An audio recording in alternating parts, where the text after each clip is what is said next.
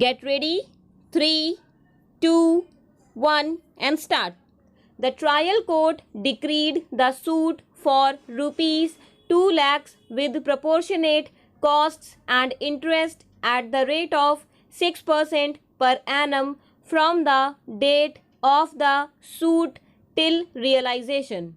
However, the division bench of the High Court allowed the appeal of the employer, state government and dismissed the suit mainly on the ground that the plaintiff contractor had accepted the amount as per final bill under protest without disclosing any real grievance on merits, and it amounted to accepting the final bill without any valid objection and grievance.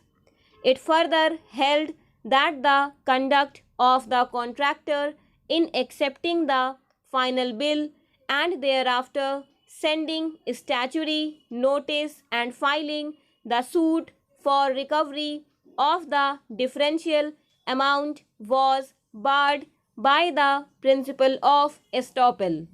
Aggrieved, the plaintiff contractor filed the appeal. Paragraph change.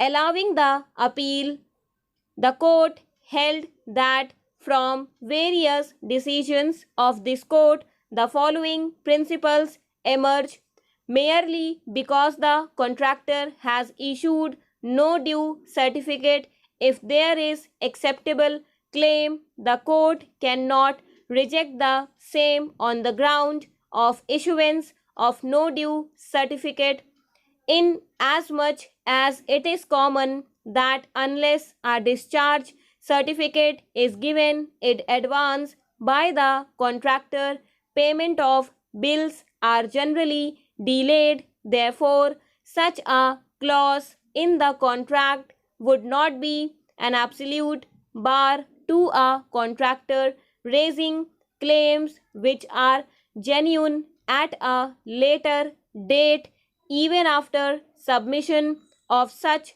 no claim certificate, even after execution of full and final discharge, voucher or receipt by one of the parties, if the said party is able to establish that he is entitled to further amount for which he is having adequate materials, he is not barred from claiming such amount merely because of acceptance of the final bill by mentioning without prejudice or by issuing no due certificate. Paragraph change.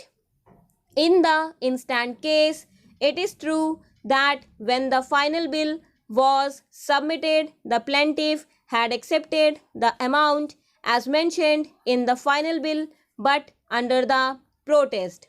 It is also the specific claim of the plaintiff that on the direction of the department it had performed additional work and therefore was entitled to additional amount or damages as per the terms of agreement. Merely because the plaintiff had accepted the final bill, it cannot be deprived of its right to claim damages if it had incurred additional amount and is able to prove the same by acceptable materials. Full stop. Thank you.